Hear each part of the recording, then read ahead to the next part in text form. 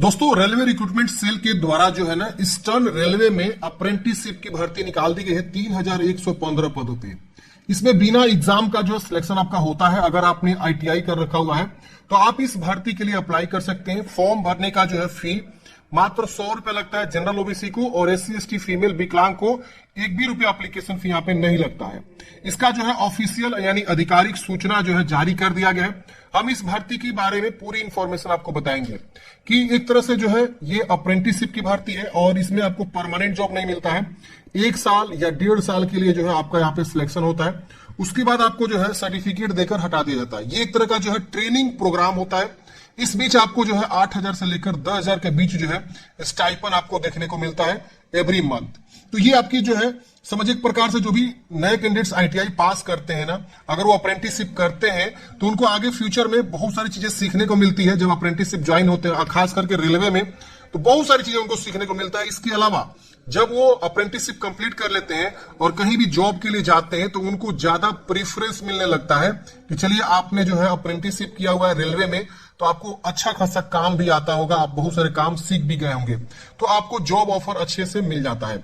इसके अलावा रेलवे में ग्रुप डी की वैकेंसी आती है या और कोई भी टेक्नीशियन टाइप की वैकेंसी आती है तो उसमें आईटीआई मांगता है। इसके अलावा अप्रेंटिसशिप जब आपके पास होता है ना तो उसमें आपको प्रीफरेंस मिल जाता है। इसके अलावा बोनस मार्क्स भी मिल जाता है।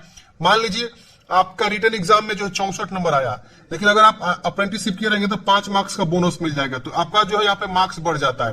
तो इसलिए यहाँ पे क्या होता है ना, अप्रेंटिसशिप आप लोग के लिए जरूरी होता है। अगर आप आईटीआई किए हैं तो अप्रेंटिसशिप आप एक बार जरूर कर लीजिए। अब देखिए यहाँ पे नोटिफिकेशन आज के डेट में जारी हुआ 9/9 को, और यहाँ पे ऑनलाइन स्टार्ट होने वाला है 24/9 से और क्लोज हो जाएगा 30/10 को। और यहाँ पे बोला गया कि ऑनलाइन मोड में आपको फॉर्म को सबमिट करना है। आपका जो लिंक एक्टिवेट होगा आप देख सकते हैं 23/10 को जो है शाम को 5 बजे लिंक एक्टिवेट हो जाएगा।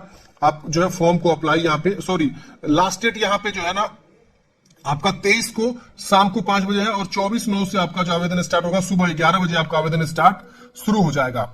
यहाँ पे बताया गया कि trade unity community breakup training slots, मतलब विकलांग जो है किस प्रकार के जो है ट्रेनिंग स्लॉट्स पे फॉर्म भर सकते हैं, वो चीज यहाँ बताया गया। अब इसमें अलग अलग division wise vacancy Howrah division में देखेंगे तो आपका फिटर, वेल्डर, मैकेनिक, इसके अलावा machinist, carpenter, painter, lineman, wireman, इस तरह से वैकेंसी आपको जो है देखने को मिल रही है। इस तरह से जो है 659 पदों पर भर्ती आपको जो है देखने को मिल रही है। इसकी वजह से आप देखेंगे तो लिलुआ वर्कशॉप में आप देखेंगे तो आपको अलग अलग ट्रेड वाइज वैकेंसी है। आप जिस भी ट्रेड से फॉर्म भरना चाहते हैं उस ट्रेड में आपको आईटीआई चाहिए। अब इसमें देखेंगे 612 पदों में वैकेंसी आपकी निकाली गई है।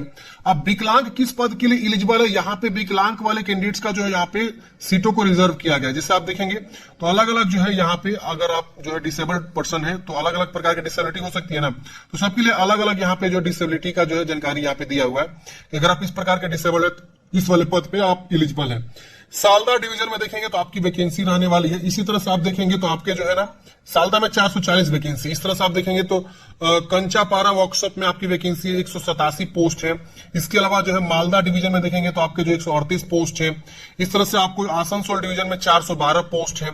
इसकी वजह से जो है जमालपुर वर्कशॉप में देखेंगे तो 667 पोस्ट है। तो ये जो अलग अलग डिवीजन वैकेंसी आपको दिखाई गई है, तो ये वैकेंसी आपको जो इस तरह से दिखाया गया है अलग अलग डिवीजन वाइज। अब देखिए आप जब फॉर्म भरने जाएंगे ना तो आपसे पूछेगा कि किस डिवीजन में आप फॉर्म भरना चाहते हैं, उसके अकॉर्डिंग आप डिवीजन चूज करेंगे और फॉर्म को अप्लाई कर लेंगे। किसी एक डिवीजन में आपको जो फॉर्म को भरना होता है।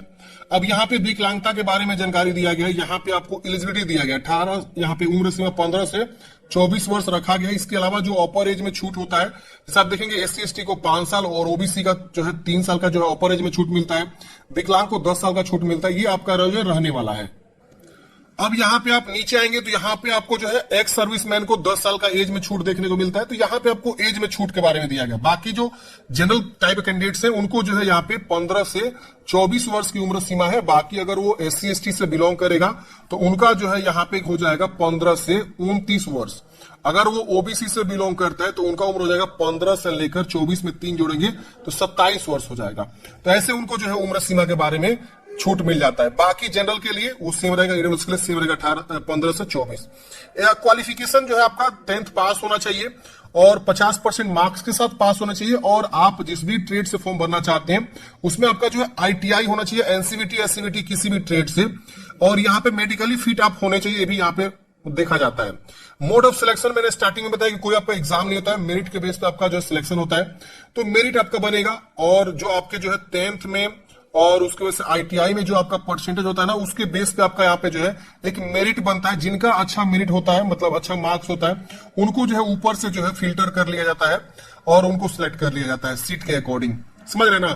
तो ये आपका जो यहाँ पे सिलेक्शन होता है मेरिट के बेस पे, कोई इसमें जो है रिटन एग्जाम वगैरह नहीं होता है। इसके बाद आपको जो डॉक्यूमेंट्स वेरिफिकेशन होता है, फिर आपका जो एक छोटा सा मेडिकल होता है, फिजिकल आपके मेंटलिटी वगैरह के बारे में जानकारी मतलब ली जाती है कि आप बिल्कुल स्वस्थ है कि नहीं है। एक छोटा सा मेडिकल होता है। फिर आपको आता है एप्लीकेशन फी। तो 100 रुपए एप्लीकेशन फी लगता है जनरल को और ईडब्ल्यूएस को, ओबीसी को। बाकी लिखा गया no fee is to be paid by SC ST विकलांग और वुमेन पर्सन। तो इन सब कैंडिडेट्स को जो है कोई फी नहीं लगता है। बाकी जनरल, ओबीसी, ईडब्ल्यूएस को 100 रुपए मात्र एप्लीकेशन फी देना होता है फॉर्म भरने के लिए। फॉर्म कैसे भरना है, जैसे ही आवेदन स्टार्ट होगा इस वेबसाइट से मैं जो आपको फॉर्म भर के बता दूंगा। स्टेप बाय स्टेप फॉर्म भर के आपको मैं स्पेशल जो एक वीडियो बना दूंगा कैसे फॉर्म को भरना है। तो चैनल को सब्सक्राइब जरूर कर लीजिएगा। डॉक्यूमेंट्स क्या लगता है, तो यहाँ पे आपको कलर पासपोर्ट साइज फोटोग्राफ लगता है, स्कैन कॉपी फोटोग्राफ का आपको चाहिए अपलोड करने के लिए, और जेपीजी फॉर्मेट में। इसके अलावा बोला गया कि जो आप अपलोड करेंगे फोटोग्राफ, उसका 10 कॉपी आप एक्स्ट्रा भी अपने पास रखेंगे फ्यूचर पर्पस के लिए। सिग्नेचर आपको चाहिए, सिग्नेचर यहाँ पे आपको लगेगा, 10th का मार्कशीट लगेगा, और जो आपका आईटीआई का सर्टिफिकेट है, एनसीवीटी, एससीवीटी, वो आपका लगेगा, और जाति सर्टिफिकेट लगेगा। EWS, SC ST, OBC, EWS से अगर आप आते हैं तो आपको जाति सर्टिफिकेट देना होगा। विकलांग है तो विकलांग सर्टिफिकेट आपको यहाँ पे देना होगा। इसके अलावा आपको जो है बताया गया कि all other relevant column of the application form should be feet by the candidates. बाकी जो कॉलम है वो आपको खुद से जो है अपने भरना होगा। बाकी सब डॉक्यूमेंट्स आपको लगने वाले हैं।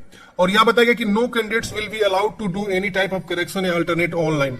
मतलब क्या कि आपको जो है एक बार फॉर्म फाइनल सबमिट कर देने के बाद से कोई भी आपको सुधार करने का मौका नहीं मिलेगा। तो फॉर्म आपको अच्छे से भरना है, कहीं कभी गलती आपको नहीं करना है। जब आप फॉर्म भर लेंगे तो उसका जो प्रिंट आउट निकलता है वो आप जरूर निकाल लेंगे फाइनल सबमिट करने के बाद से। फ्यूचर में आपसे मांगा जाता है। इनवैलिड एप्लीकेशन, आपका फॉर्म कब इनवैलिड हो जाएगा, तो अगर आप कैपिटल लेटर में या ब्लॉक लेटर में अगर आप जो है साइन करके अपलोड कर देते हैं। बहुत लोग क्या करते हैं, मान लीजिए आपका नाम दीपक है तो ऐसे क्या करेंगे, अपना जो है साइन कर देते हैं। ये गलत प्रैक्टिस होता है। आपका दीपक नाम है तो ऐसे दीपक और यहाँ पे ऐसे बना के आप साइन कर सकते हैं, ये गलत हो जाता है। ये साइन सही रहता है। आगे का पहला अक्षर कैपिटल रख सकते हैं, बाकी आप स्मॉल रख के साइन करते हैं। बहुत लोग पूरा का पूरा कैपिटल रख देते हैं, तो वो गलत होता है।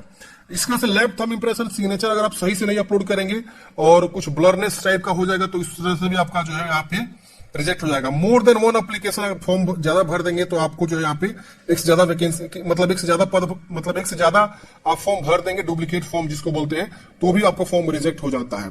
अगर आपका फी जो लग रहा है वो फी जमा नहीं करेंगे तो भी आपका रिजेक्ट हो जाएगा।